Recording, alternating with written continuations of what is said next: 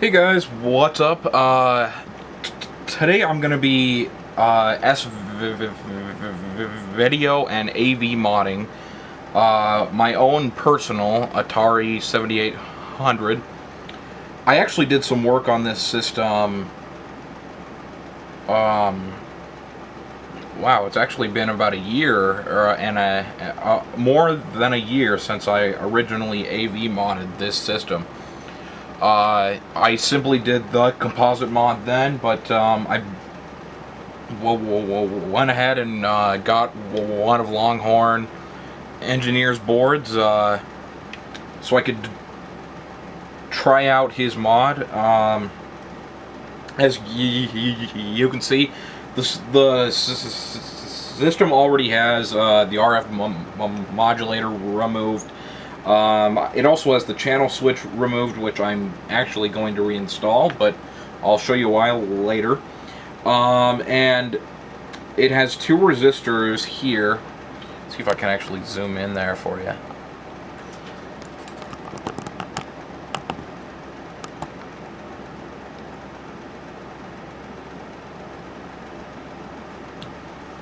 And let's see. Yeah, so there are two resistors up here that I removed that you're not supposed to remove for the S-Video mod. But whatever. There's nothing I can do about that now. If push comes to shove, I can just solder new resistors in there. However, you do have to remove. Let's find something to point with. You do have to remove R16, R17, and R22. I also made the decision of removing. Let's move the system down a bit. I also made the decision of removing the resistance that resistor. Here it is. That goes from pokey to audio out on the 7800. And the reason why is because if you grab it from here, let me turn it back around. If you grab audio from these two pins, you can mix pokey and regular audio. The problem with that, in my experience doing these S-Video mods for the 7800, is that regular audio tends to greatly overpower the sound of pokey. So you need to put. In the past, I used 47K Ks of resistance in line with regular audio, and then tapping pokey. However, I recently got a pokey game in my possession that I could actually test the sound with, and I realized that was all wrong. That makes it so pokey sounds way too loud. So I tested around on a customer's console because it was actually his game that I was testing with, and I found that 10K resistance on main audio is a good balance between pokey and regular. Anyways, that's just a little overview. You'll notice that I've let's zoom out. You'll notice that I've already replaced the main cap. I replaced this about a year and a half ago with a very high quality Chemicon cap, so there's no need to replace that. However, because I can and because I want to,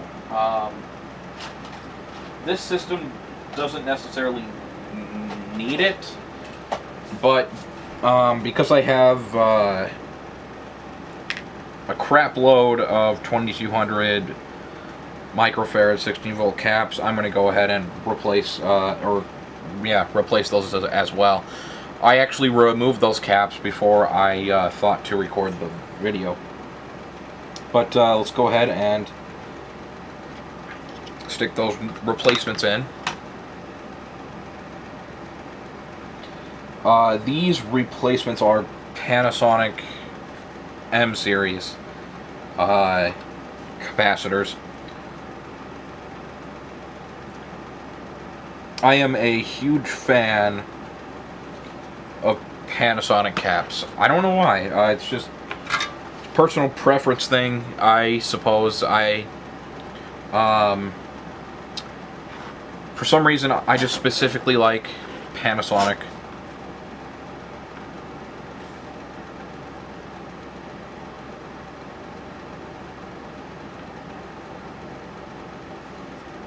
And you know what? It's probably very boring to watch that not up close. Oops. But now that we have that new cap soldered in, we can go ahead and remove the legs. And poo.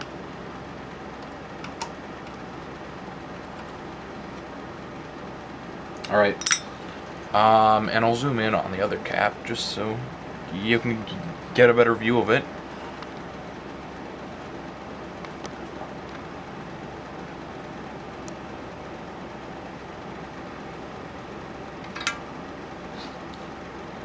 Here we go.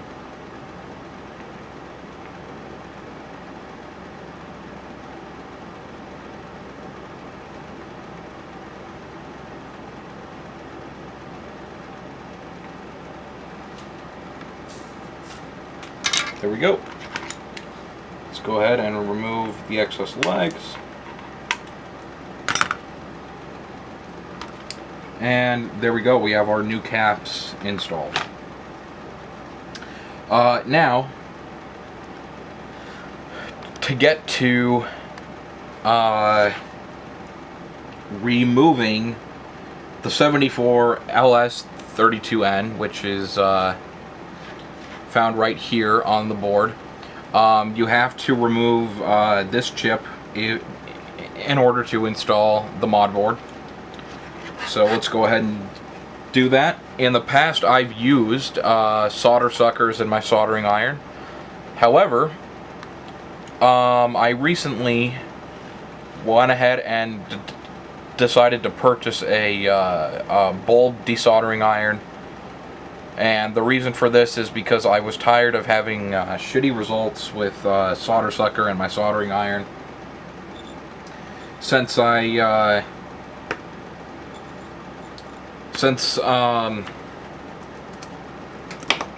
kept breaking pins on things and whatnot. But let me zoom back out quickly and show you. This is how a bulb desoldering iron looks. Basically, what you do is you press down on the bulb with it not over the circuit board. You stick it on top of a pin, kind of rotate it around a bit. The heat will displace the solder. You release the bulb, which makes a vacuum, sucks up the solder. So, let me show you up close how that works. And I do want it to be in focus. There we go.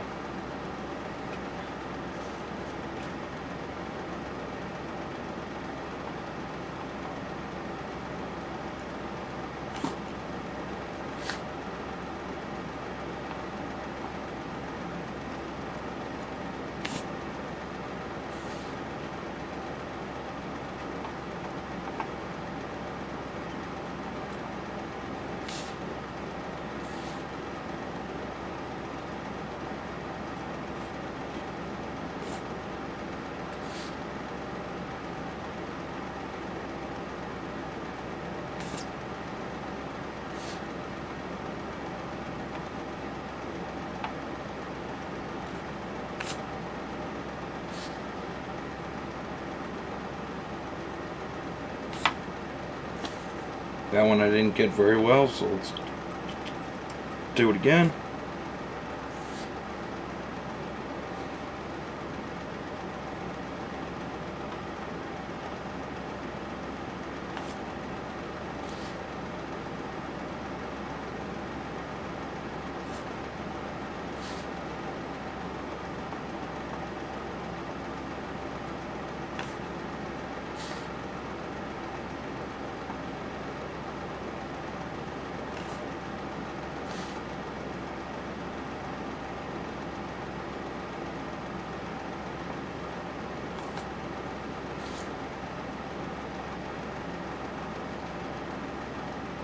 You can kind of feel when the solder is fully liquid, and it also helps to sort of move this around a bit. There we go. I need to find a stand for that thing or something. Anyways, normally in the past, if you've seen some of my other videos, you'll see that, you know, I've had to really pry to get ICs up. Hopefully, let's see, my first try should show you just how easy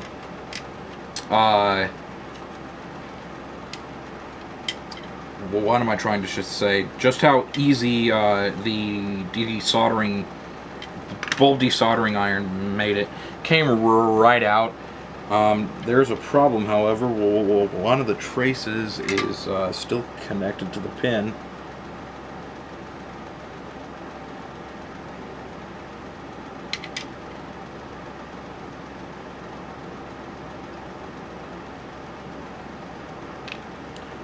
So a couple traces came loose.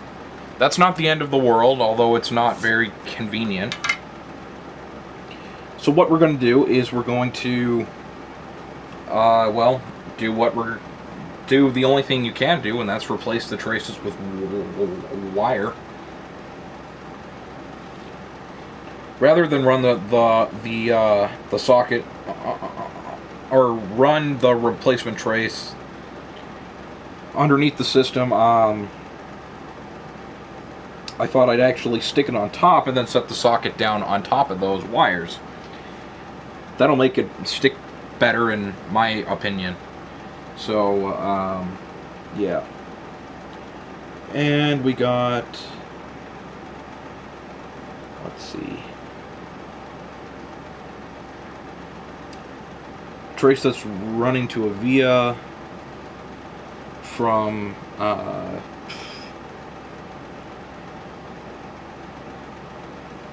pin 10 of where the 74HC 37 or 70 whatever. Here's my wire. So what I'm actually going to do is remove the fragment of that trace.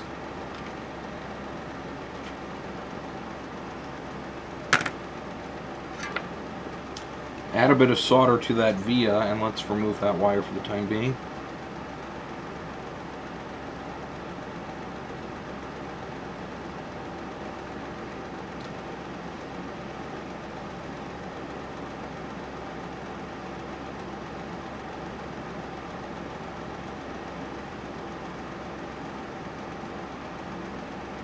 Alright, add our wire.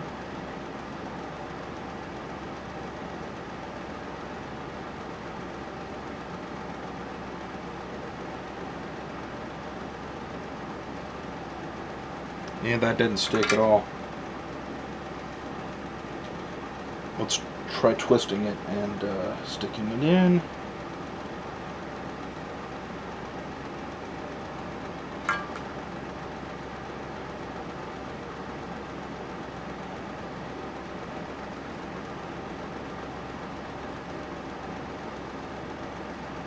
There we go.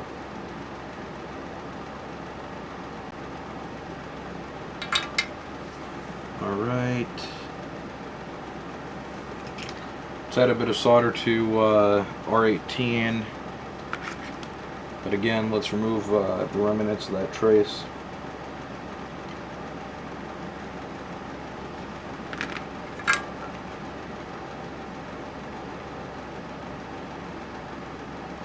There we go, we added solder. Let's trim the wire of this a bit.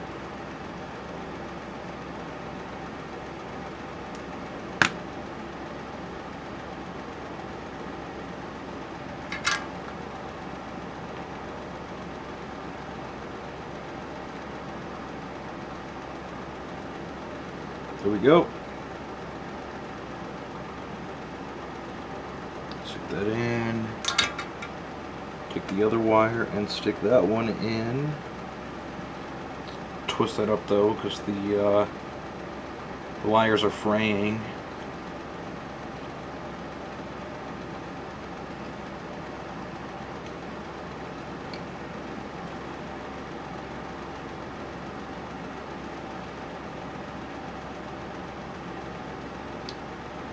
Let's see, pin third from the right on the top.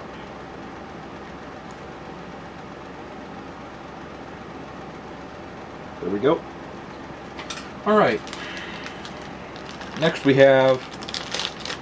need to install our socket. So pay attention to which way on the system it shows the chip was facing. There will always be a dip in how it looks, and wherever that dip is, the bottom left is always pin 1. Our socket, if you'll notice, also has this same dip. So, or I'm actually not sure if you could see that. There it is. Same dip. We want to line that up.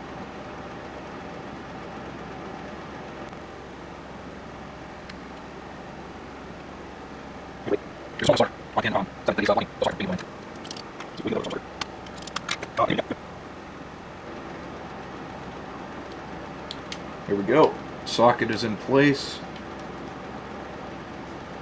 The wires to fix the broken traces are also in place.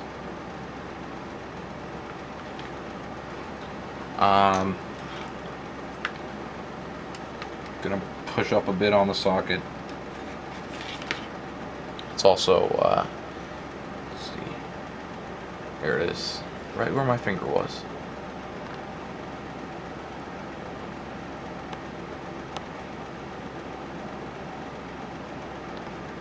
And that's about as good as I'm gonna get it focused.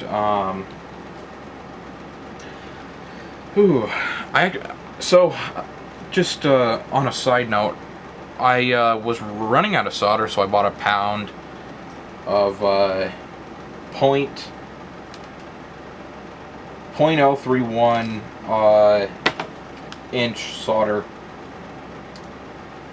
But the reel I bought for it hasn't shown up, so I have this giant ass thing of solder that I have to cut fragments from.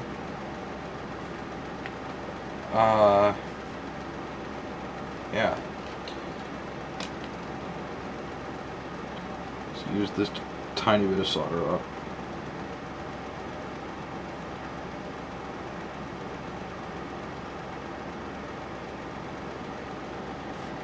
Alright, I got the side pins first, just to make sure the socket stays in place.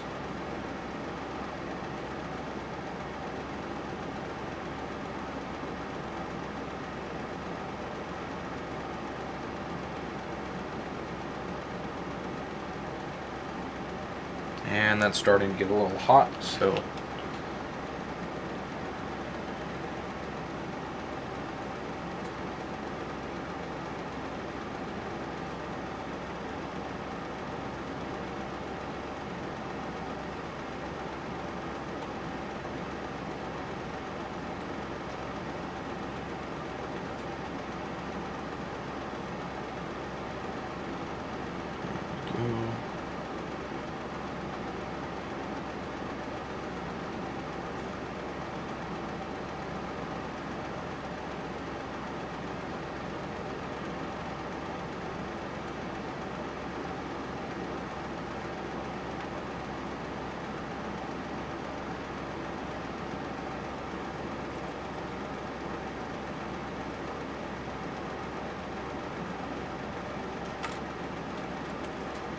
Let's add a little more solder to pin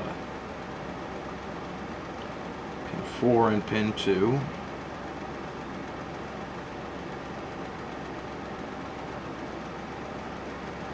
There we go. Alright, flip it back over. I want to make sure our wires that I used to fix the traces are holding.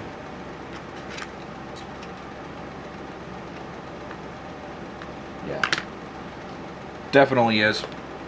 Oh, something I almost forgot about. I was going to replace the LED, and I don't really need to use my bulb desoldering iron for this, but since I have it out, I will. I was going to try replacing this LED with purple, or, well, excuse me, there are no technically purple LEDs, but I was going to try replacing it with an ultraviolet LED.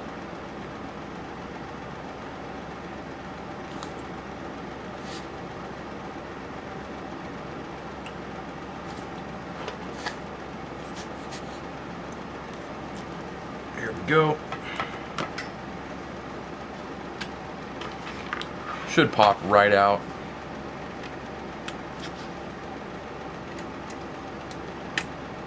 Yep. There we go. Alright, I got my ultraviolet LED. Let's see.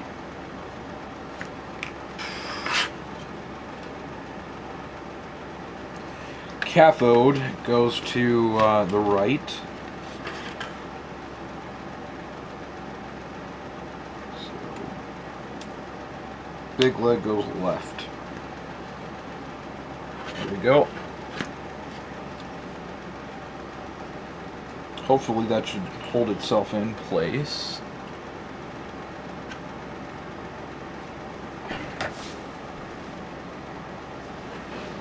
It is good. Alright, solder that in.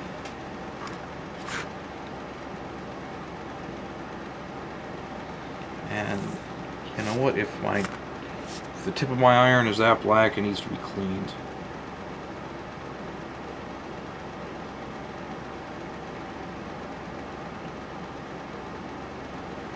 There we go. Let's remove the extra part of the legs, which isn't much.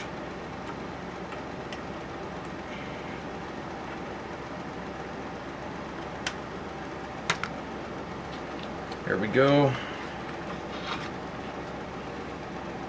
Alright. With the ultraviolet LED in place, which I'll have to demonstrate at the end of the video, let's go ahead and take our mod board. Which, speaking of, where is... Here it is.